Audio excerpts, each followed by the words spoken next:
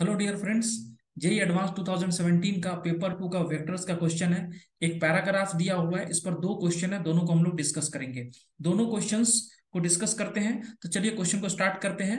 Late O be the origin and O X vector, O Y vector, O Z vector with the three unit vectors in the direction Q R vector, R P vector and P Q vector respectively triangle P Q are.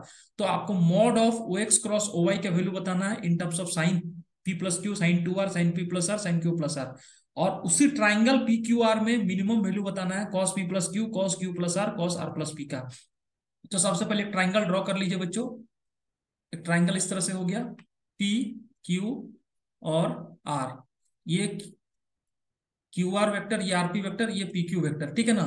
और इसके along क्या है, आपके पास में ओ X vector है, ये RP के along जो है ओ ओ वाई वेक्टर है, और ये ओ जेड वेक्टर है, ठीक है ना। चलो, अब आपको जो फर्स्ट क्वेश्चन है 51 नंबर, वो फर्स्ट क्वेश्चन में क्या है, आपको O X cross cross O X cross O Y का मॉड का वैल्यू बताना है। यानी इसको लिख सकते हैं mod of O X, mod of O Y.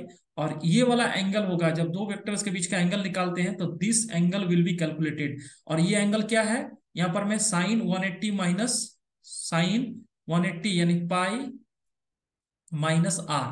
क्योंकि जब दो वेक्टर्स के बीच का आप क्रॉस लेते हो इस तरह से, तो दोनों को टेल के बीच का एंगल निकालना पड़ता है। तो यहाँ पर मैं इसी वेक्टर को अगर एक्सटेंड कर देंगे तो इस तरह से कुछ पैरेलली शिफ्ट होगा, तो ये एंगल आपका होगा, ना कि ये एंगल। ये गलती नहीं कर देना है, ये एंगल आपको नहीं लेना है, ठीक है ना। अगर ये एंगल लेंगे तो गलत हो जाएगा यहाँ पर में।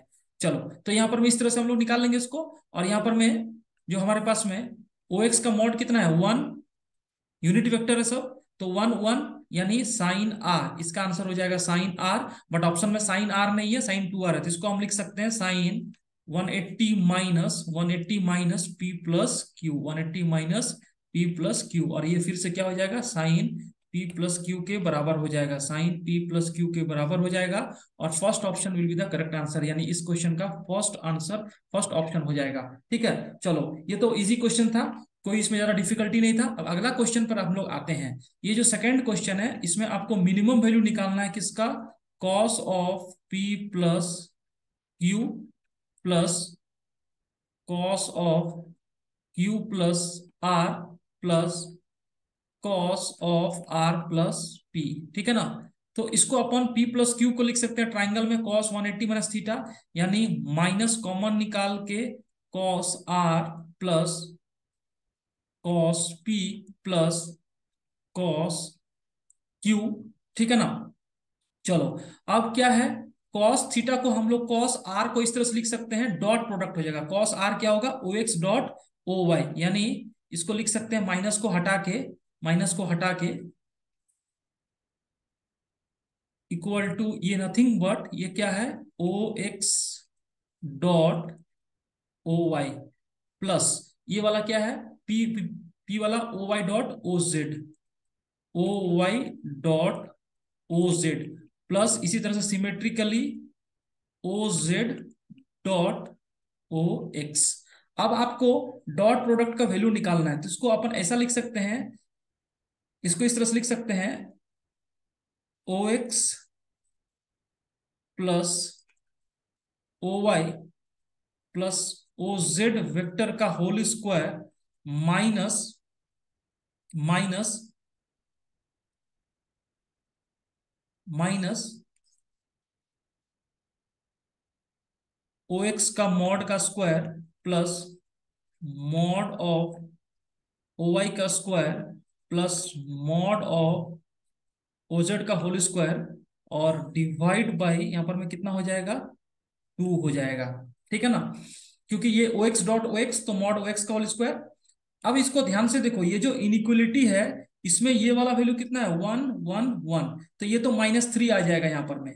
लेकिन इसके बारे में सोचो, अगर हमारे पास में, आपको तो पता ही है ट्राइंगल में आप इस तरह से लिख सकते हो, Q R vector plus RP vector plus P Q vector, ये कितने के बराबर है, 0 के बराबर है। ट्राइंगल लॉ को सेटिस्फाई कर रहा है। अगर तीनों वेक्टर एक ही डायरेक्शन में लिया जाए और तीनों को सम करें, ये ट्राइंगल लॉ ऑफ एडिशन है। क्या है? Triangle law of addition, triangle law of addition. तो अगर ये क्यू आर वेक्टर और ओ एक्स वेक्टर इक्वल हो जाए, है ना, तो अल्टीमेटली हम ऐसा लिख सकते हैं, इसका मिनिमम करने के लिए O X vector plus O Y vector plus O Z vector ये किसके बराबर हो जाएगा? जीरो के बराबर हो जाएगा for minimum value, minimum value, ठीक है ना। क्यों होगा? क्योंकि अभी ओ एक्स वेक्टर यूनिट है, अगर ये क्यू आर के बराबर हो जाएगा तो ये वाला टर्म क्या हो जाएगा? जीरो, यानी जीरो माइनस ये one plus one plus one और डिवाइड बाई टू, यानी इसका वैल्यू, मिनिमम वैल्यू कितना हो जाएगा? -2। दैट मीन्स ये वाला जो टर्म है ये ग्रेटर देन इक्वल टू क्या हो जाएगा? -3/2 होगा और बी ऑप्शन हो जाएगा। कौन सा ऑप्शन हो जाएगा? B option. तो इस तरह से इसको सॉल्व कर सकते हैं। For minimum value side Q R is equal to O X, side RP equal to O Y, side P Q equal to O Z, और सबका मॉड क्या होगा? यूनिट होगा। तो अपने आप ये वाला ट्राइंगल लॉ से तीनों क्या हो जाएगा? जीरो हो जाएगा। जैसे ही जीरो हुआ, one plus one plus one divide by two -3/2, आपको ये रिजल्ट आ जाएगा। और अगर आप इसको यूज नहीं करना चाहते हैं, ठीक है ना, तो डायरेक्ट एक ट्राइंगल में रिजल्ट होता है। कोई भी ट्राइंगल में आपको ये चीज याद रखना है, कॉस ए प्लस, अगर ट्राइंगल एबीसी लिया, ट्राइंगल एबीसी लिया बच्चों, तो डायरेक्ट रिजल्ट होता है इनइक्वलिटी में cos A plus cos B plus cos C, ये क्या होता है? इसका value less than equal to 3/2 होता है। क्या होता है? Less than equal to 3/2। That means आपको क्या करना है कि अगर ये माइनस से मल्टीप्लाई कर देंगे, माइनस से मल्टीप्लाई कर देंगे तो इनइक्वलिटी चेंज होगा, ग्रेटर देन इक्वल टू क्या हो जाएगा? -3/2। तो यहां से भी डायरेक्ट निकाल सकते हैं कि this value is greater than equal to -3/2। यहां से भी ऑप्शन बी आएगा। तो आप दोनों चीज को या तो डायरेक्टली याद रख सकते हैं और याद रखना भी चाहिए, अदरवाइज इस तरह से हम लोग अप्रोच कर सकते हैं। तो आई होप ये सेकंड क्वेश्चन का दोनों सॉल्यूशन आपको क्लियर है, और अगर आपको अच्छा लगे तो इसको लाइक एंड शेयर जरूर करिएगा। Thank you my dear.